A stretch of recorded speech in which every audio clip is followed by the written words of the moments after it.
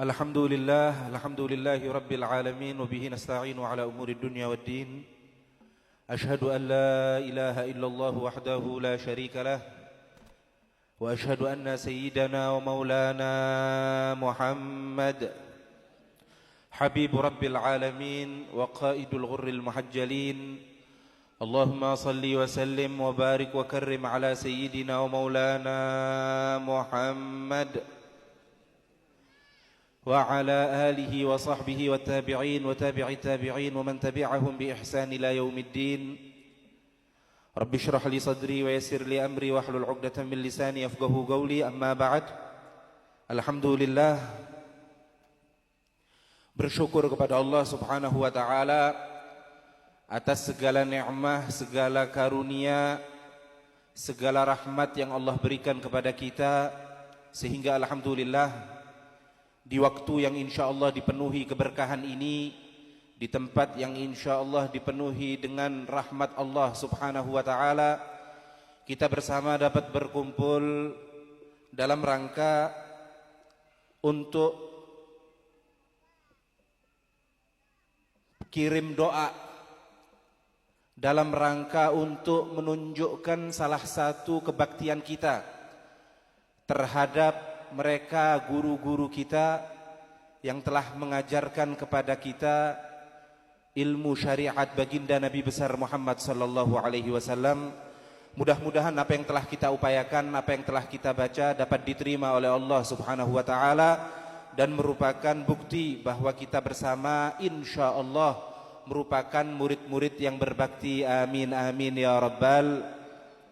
Hadirin rahimakumullah, berkumpulnya kita di tempat ini merupakan karunia yang besar dari Allah Subhanahu wa taala. Yang pertama, kita berharap mudah-mudahan dengan kita berkumpulnya kita di tempat ini, yang pertama kita menjadi termasuk golongan umat yang terbaik. Karena Allah Subhanahu wa taala ketika menunjukkan bagaimana sifat umat Nabi Muhammad sallallahu alaihi wasallam yang terbaik, setelah Allah menyebutkan sifat-sifat daripada kaum muhajir, kaum ansar, mereka sahabat al-muhajirun dan sahabat al-ansar, lalu kemudian Allah Subhanahu wa taala melanjutkan walladzina ja'u min ba'dihim yaquluna rabbana ighfir lana wa li ikhwanina alladzina sabaquna bil iman. Dan termasuk golongan umat yang terbaik adalah mereka yang datang setelah para sahabat. Kebiasaan mereka adalah selalu memohon ampun, selalu beristighfar, selalu bermunajat kepada Allah Subhanahu wa taala, memintakan ampun baik untuk diri mereka sendiri atau untuk umat Islam yang mendahului mereka. Ini termasuk sifat daripada umat yang terbaik. Maka alhamdulillah, dari tadi kita memohonkan ampun kepada Allah Subhanahu wa taala, memintakan maghfirah yang ditujukan kepada mereka-mereka yang telah mendahului kita. Mudah-mudahan ini juga merupakan suatu bukti bahwa kita pengen menjadi golongan umat yang terbaik. Lebih-lebih lagi, yang barusan kita doakan bersama ini merupakan orang tua kita. Karena kita bersama mengetahui bahwa orang tua itu bukan hanya mereka yang melahirkan jasmani kita. Sampai-sampai dikatakan bahwa abauka thalatha, ayahmu itu ada 3 macam, ada 3 golongan. Abukal ladzi waladak, ayahmu yang memang melahirkan kamu, melahirkan jasmanimu. Wa abukal ladzi 'allamak, dan ayahmu yang mengajarkan kamu. Para guru, baik itu guru secara langsung ataupun guru biwasithah. Karena guru-guru kita nggak mungkin menuntut ilmu langsung kepada Nabi Muhammad sallallahu alaihi wasallam. Mereka menuntut ilmu dari masyayikh mereka, masyayikhnya dari masyayikhnya. Inilah kemudian yang disebut dengan sanad ilmiah. Ini mereka semua merupakan guru-guru kita. Dan yang terakhir, abukal ladzi zawwajaka ibnatahu. Termasuk kategori ayah adalah yang mengawinkan kamu dengan putrinya. Artinya apa? Di antara orang tua kita adalah mereka yang mengajarkan kita ilmu syariat. Mereka yang menyampaikan kepada kita ilmu baginda Nabi besar Muhammad sallallahu alaihi wasallam. Keuntungannya apa bagi kita? Ternyata kalau kita ingin dianggap orang yang soleh, kalau kita ingin dianggap anak-anak yang soleh, anak-anak yang berbakti, maka di antara kategori anak tersebut adalah yang mau mendoakan orang tuanya. Kita bersama sering mendengar hadis di mana Rasul sallallahu alaihi wasallam mengatakan kalau manusia itu setelah wafat inqata'a amaluhu illa min thalathin. Kata Rasulullah di antaranya awwaladin salihin yad'u lahu. Atau anak soleh yang mendoakan orang tuanya. Di sini para ulama mengatakan berarti ada kabar gembira bagi anak-anak yang mau mendoakan orang tuanya. Ingat, di antara orang tua kita adalah masyayikh kita. Bahkan Al-Imamul Ghazali mengatakan paling afdolnya orang tua yang 3 tadi yang disebutkan adalah mereka yang mengajarkan ilmu kepada kita. Itu yang paling afdol, orang tua yang paling utama. Berarti ketika seseorang mau mendoakan orang tuanya, ini merupakan pertanda, kata para ulama, bahwa anak tersebut merupakan anak yang soleh. Karena Rasulullah sendiri yang mengatakan awwaladin salihin, atau anak yang soleh. Artinya Rasulullah menyatakan anak yang mau mendoakan orang tuanya ini merupakan insya Allah kategori anak-anak yang soleh, anak-anak yang berbakti. Maka alhamdulillah dengan berkumpulnya kita di tempat ini, di samping kita berusaha menjadi umat yang terbaik, dan mudah-mudahan kita juga digolongkan termasuk anak-anak yang soleh. Amin ya rabbal alamin. Hadirin rahimakumullah, apalagi yang kita hauli pada saat ini adalah seseorang yang memang betul-betul memiliki jasa atas kita.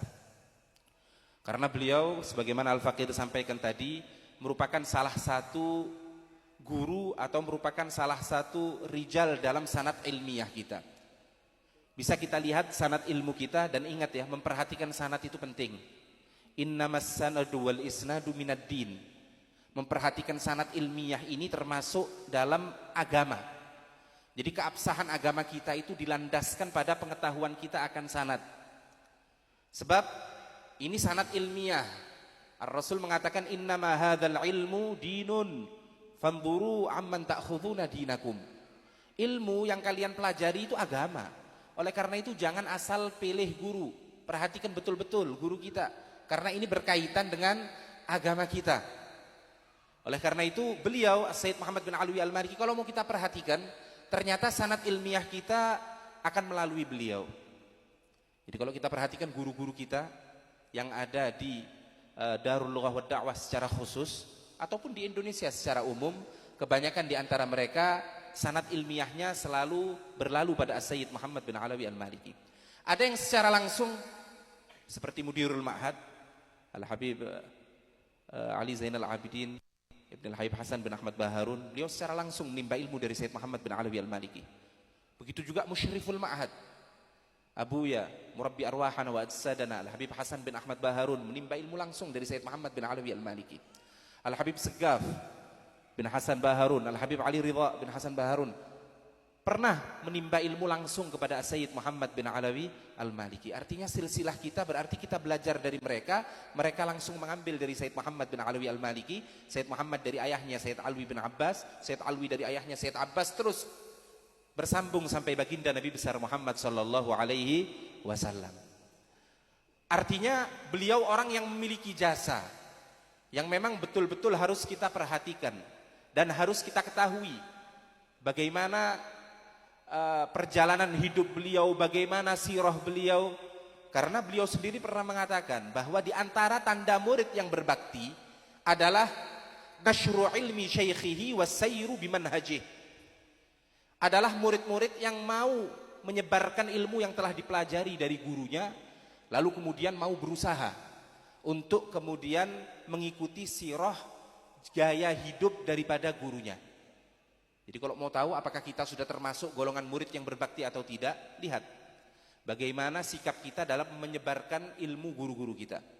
Lalu kemudian yang kedua, apakah kita sudah berusaha untuk memiliki gaya hidup seperti yang dimiliki oleh mereka guru-guru kita. Oleh karena itu didirikan acara hauliyah seperti ini tidak lain dan tidak bukan untuk itu. Karena kalau cuma untuk kirim doa, kita yakin kita setiap hari mendoakan guru-guru kita. Jadi nggak ada seseorang yang mendoakan hanya setahun sekali. Apa kita mendoakan Sayyid Muhammad setahun sekali saja? Enggak. Setiap saat ada kesempatan kirim doa, selalu kita cantumkan nama beliau Sayyid Muhammad bin Alawi Al-Maliki. Jadi sebetulnya bukan hanya untuk kirim doa, tapi yang terlebih penting lagi, bagaimana kita mengetahui sirah beliau. Bagaimana kita mengetahui biografi beliau untuk kemudian kita ikuti. Karena itu sebetulnya sesuatu yang paling bermanfaat ya untuk para murid adalah bagaimana kita sampaikan kepada mereka sirah-sirah orang-orang yang soleh, para ulama, para wali. Ini yang paling mengena. Dan ini merupakan manhaj Al-Qur'ani, manhaj Allah dalam mendidik Nabi Muhammad SAW. Bukankah Allah telah berfirman, wa kullan naqussu 'alaika min amba'ir rusuli ma nuthabbitu bihi fuadak. Karena itu Al-Imamul Junaid ketika ditanya, "Hai Al-Imamul Junaid, kenapa aku lihat di antara ajaranmu itu selalu menceritakan sirahnya orang-orang yang soleh? Kenapa enggak ajaran Allah aja? Sampaikan bagaimana kewajiban kita, bagaimana keharusan kita. Yang kau sebutkan adalah sirah-sirah daripada orang soleh." Imamul Junaid mengatakan iya, karena ini merupakan manhaj Qur'ani. Allah sendiri yang mengatakan kepada Nabi Muhammad, "Wahai Muhammad, aku menceritakan kepadamu bagaimana sifat-sifat umat terdahulu, sirah mereka untuk mengokohkan hatimu." Lah kalau Nabi Muhammad masih mengambil manfaat dari sirah umat-umat terdahulu, apalagi kita? Min babil aula. Kita pun lebih berhak akan hal tersebut. Karena itu diceritakan ceritanya orang-orang yang saleh. Al-Habib Segaf bin Muhammad, Al-Habib Umar bin Segaf, anak daripada Al-Habib Segaf bin Muhammad, kakek beliau Al-Habib Hasan. Beliau mengatakan, "Qal la syai'a anfa' fi hadzal zaman li as-salik walil murid min dzikri siyari as-salihin." Enggak ada sesuatu yang lebih manfaat sekarang kecuali kita menyebutkan kepada mereka bagaimana sirah daripada orang-orang yang saleh. Karena itu, harapan kita mendirikan haul tidak lain dan tidak bukan kita mengetahui bagaimana sikap, bagaimana gaya hidup daripada orang yang kita hauli dengan harapan kita bisa mengikuti. Contoh Sayyid Muhammad bin Alawi Al-Maliki yang kita hauli pada saat ini. Kalau kita mau melihat sirah beliau, kita lihat dari pertama, bagaimana jalur nasab beliau, nasab yang mulia. Beliau mendapatkan anugerah dari Allah Subhanahu wa taala, termasuk keturunan daripada Rasul sallallahu alaihi wasallam melalui jalur daripada Sayyidina Hasan. Ini sudah suatu kemuliaan bagi beliau. Akan tapi lihat bagaimana sikap beliau di hadapan nasabnya. Apa beliau kemudian membanggakan nasab itu sampai kemudian beliau nggak belajar? Nggak. Beliau sama sekali tidak membanggakan nasabnya sama sekali. Beliau tetap belajar. Beliau tetap mencari ilmu. Beliau mengorbankan waktunya. Beliau menghabiskan waktunya untuk menuntut ilmu. Karena sama sekali tidak ada itikal. Beliau tidak bersandar sama sekali sama nasab beliau. Karena itu beliau berpegangan dengan apa yang dikatakan oleh Imam Abdullah bin Alwi Al-Haddad sahibur ratib, "Tsumma la taghtarra bin nasabi la wala tagna' bikana abi." Janganlah kalian tertipu dengan an-nasab. Karena nasab sama sekali tidak memberikan kalian manfaat. Enggak ada seseorang yang ayahnya alim lalu dia akan lahir dalam keadaan alim, enggak ada. Seseorang tidak akan menjadi alim kecuali dia harus belajar. Dia harus mengkaji ilmu, baru kemudian dia akan menjadi orang yang alim. Sayyid Muhammad bin Alawi Al-Maliki sama sekali tidak ada ittikal dengan nasabnya.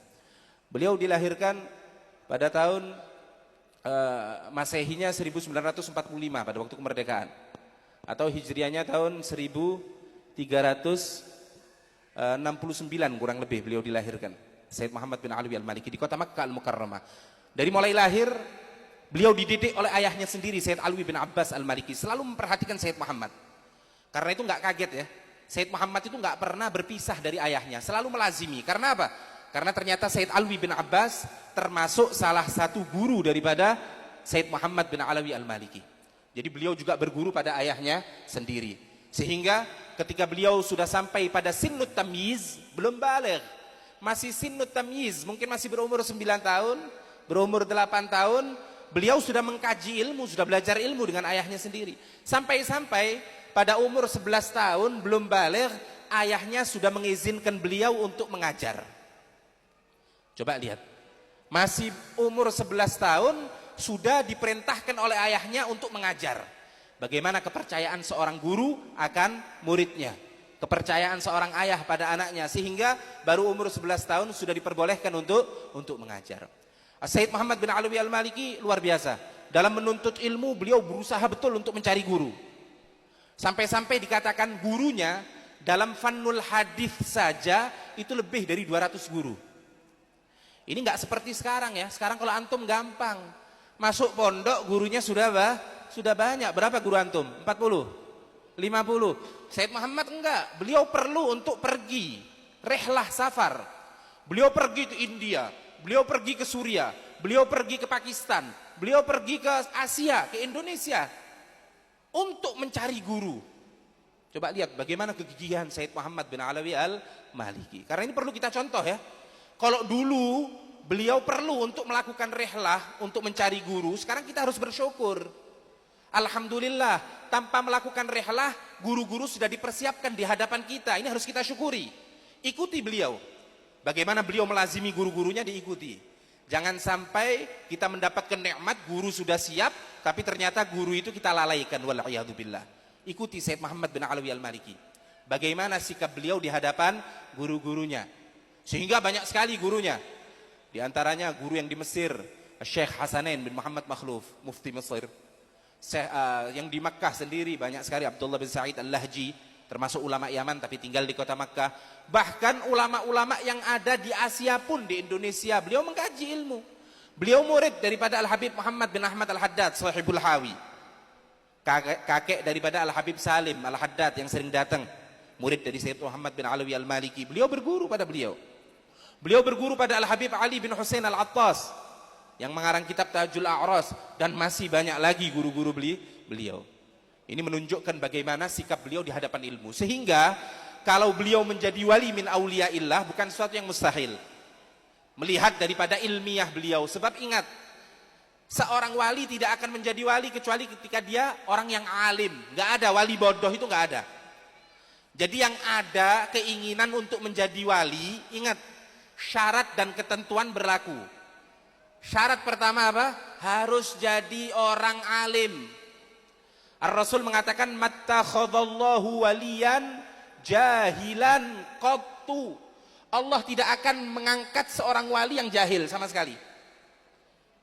Kalau memang ada seorang yang bodoh mau diangkat menjadi walian, walau ittakhadahu la'allamahu, pasti Allah akan memberikan ilmu terlebih dahulu. Artinya ingat, mau menjadi wali syaratnya harus belajar yang giat, harus berilmu, baru kemudian insya Allah menjadi wali-wali Allah. Ini sikap beliau di hadapan ilmu. Jadi kalau dikatakan wali nggak heran, karena memang bagaimana sikap beliau di hadapan ilmu luar biasa. Kemudian kalau kita mau melihat bagaimana ilmu, ini waktunya sebetulnya nggak cukup ya, karena sirah beliau betul-betul seperti lautan. Tapi kita ambil yang penting-penting aja, yang mungkin bisa kita tiru. Di antara sikap beliau, bagaimana perhatian beliau terhadap tamu. Ini luar biasa. Diakui, rumah beliau itu terbuka 24 jam bahkan. Kalau ada tamu membutuhkan apapun, akan menuju rumah Sayyid Muhammad bin Alawi al-Maliki. Ini karena beliau tahu, Rasul sallallahu alaihi wasallam bersabda, "Man kana yu'minu billahi wal yaumil akhir falyukrim dhaifahu." Beliau landaskan dari itu. Karena itu kemudian beliau menghargai tamu. Kemudian beliau juga orang yang dermawan. Kedermawanan beliau itu luar biasa, sampai-sampai seakan-akan beliau nggak takut fakir. Kalau memberi luar biasa. Dan ini karena beliau mengikuti datuk mereka, mengikuti datuk beliau. Karena datuk beliau Sayyidina Muhammad sallallahu alaihi wasallam adalah termasuk paling dermawannya manusia.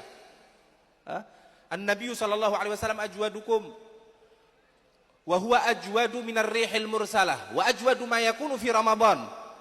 Jadi sifat Rasul sallallahu alaihi wasallam itu adalah orang yang paling dermawan, orang yang paling loman, diikuti oleh Sayyid Muhammad bin Alawi al-Maliki. Karena itu Sayyid Muhammad ini kalau sudah ada tamu nggak mungkin keluar dari rumahnya kecuali membawa oleh-oleh. Pasti. Jadi nggak mungkin keluar dari rumahnya kecuali bawa oleh-oleh. Kalau dia pedagang, kalau dia orang biasa, bukan orang yang berilmu, maka Sayyid Muhammad akan memberikan uang. Itu paling tidak 200 real, 400 real, 1 juta, 1.500.000 uang sini, itu diberikan setiap orang. Paling tidak 200 real atau kurang lebih 700.000 yang beliau berikan. Setiap tamu mendapatkan itu. Lebih-lebih lagi kalau murid, kalau santri, maka akan mendapatkan kitab berjilid-jilid. Jadi jangan kaget ya, kalau melihat murid Sayyid Muhammad al-Maliki kitabnya luar biasa, jangankan muridnya, kita yang bertamu, kitab kita luar biasa dari beliau. Jadi kalau murid-murid sini mungkin punya rak ya, ada rak yang dibuat kitab, itu sekali aja ke Sayyid Muhammad penuh udah rak itu. Udah dapat belasan jilid kitab dari beliau Sayyid Muhammad bin Alawi. Lihat kedermawanan beliau bagaimana, luar biasa. Beliau tidak melakukan itu karena selalu mengikuti datuk beliau. Oleh karena itu, mari kita selalu mencermati bagaimana sikap, bagaimana sifat-sifat daripada guru-guru kita, karena kita yakin sikap mereka, sifat mereka selalu mengikuti guru-gurunya. Kita lihat bagaimana Abu Yal Habib Ali Zainal Abidin, Habib Ali Ridha bin Hasan Baharun. Kita lihat bagaimana sikapnya, bagaimana perhatian beliau kepada murid, pada santri, bagaimana perhatian beliau kepada ilmu, kepada guru-gurunya, bagaimana kedermawanan mereka, bagaimana keberanian mereka, bagaimana ini harus kita tiru karena kita yakin beliau mengambil dari gurunya, diantaranya Sayyid Muhammad Al-Maliki. Sayyid Muhammad mengambil dari gurunya, diambil dari gurunya, terus bersambung sampai zat yang memiliki banyak sifat yang terpuji, yaitu Sayyiduna Muhammad sallallahu alaihi wasallam. Mudah-mudahan apa yang kita upayakan di tempat ini, di majlis ini, mudah-mudahan dapat dicatat oleh Allah Subhanahu wa taala sebagai bukti bahwasanya kita mencintai mereka, guru-guru kita, dan kita berusaha untuk berbakti kepada mereka, kita berusaha untuk mengetahui bagaimana sifat-sifat mereka, dan insya Allah Allah memudahkan kita untuk mengikuti sifat-sifat mereka. Amin amin ya rabbal alamin. Dan mudah-mudahan Allah Subhanahu wa taala memberikan ampunan terhadap mereka, dilapangkan makamnya, dijadikan raudhah min riyadil jannah, dan mudah-mudahan mereka selalu diberikan kebahagiaan, selalu ditampakkan amalan-amalan mereka, khususnya yang berkaitan dengan penyebaran ilmu. Sayyid Muhammad bin Alwi Al-Maliki, walaupun di Makkah beliau terbatas, nggak bisa menerima murid banyak karena banyaknya tekanan. Bukan karena beliau nggak mau menerima, tapi banyaknya tekanan karena di sana tahu sendiri, akidahnya berbeda dengan kita. Akan tetapi beliau melebarkan sayap dakwahnya. Karena itu beliau terus mencermati, baik di Malaysia, baik di Indonesia, baik di negara-negara yang lain.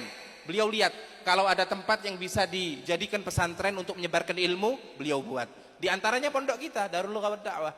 Ini nggak muncul, nggak terwujud kecuali karena beliau Sayyid Muhammad bin Alawi Al-Maliki menganjurkan kepada Al-Habib Hasan bin Ahmad Baharun, karena melihat bagaimana sikap Habib Hasan bin Ahmad Baharun, sifat tawadhu beliau, bagaimana kegigihan beliau dalam berdakwah, maka Sayyid Muhammad melihat ini orang cocok untuk melebarkan sayap dakwah.